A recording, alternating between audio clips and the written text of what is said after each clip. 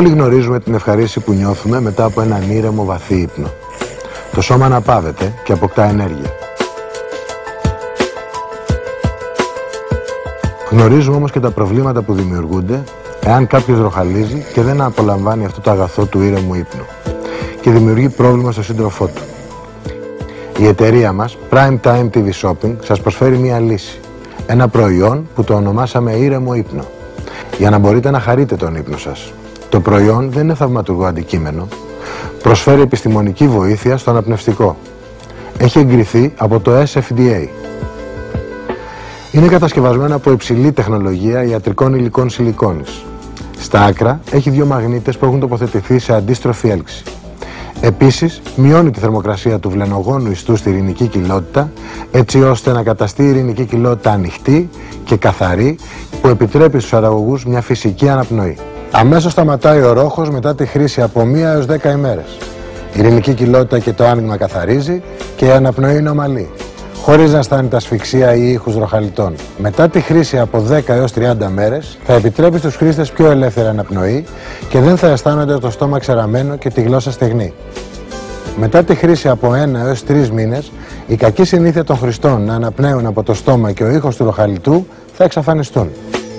Το προϊόν το τοποθετούμε πριν ξαπλώσουμε στα δύο άκρα μέσα στα ρουθούνια. Το πρωί το αφαιρούμε, το πλένουμε με νερό για να το χρησιμοποιήσουμε ξανά όταν ξαπλώσουμε. Οι μαγνήτες έχουν ισχύ 700 βατ. Είναι εγκεκριμένα, δεν αλλοιώνονται και έχουν ισχύ για 5 χρόνια. Απαγορεύεται η χρήση του από εγκυμονούσες γυναίκες και από άτομα που έχουν βηματοδότη. Για το ροχαλιτό υπάρχουν και άλλοι τρόποι θεραπείας. Ένας από αυτούς είναι η χειρουργική θεραπεία. Όμως το μειονέκτημα είναι το υψηλό κόστος και οι επιπλοκές. Άλλη θεραπεία είναι η φαρμακευτική αγωγή, η οποία είναι εύκολη με μειονέκτημα της παρενέργειας. Εμείς σας προτείνουμε τη μαγνητική θεραπεία. Οι μαγνήτες είναι ένα είδος μεταλλικού οξυδίου και η Κίνα έχει μακρά ιστορία στη μαγνητική θεραπεία.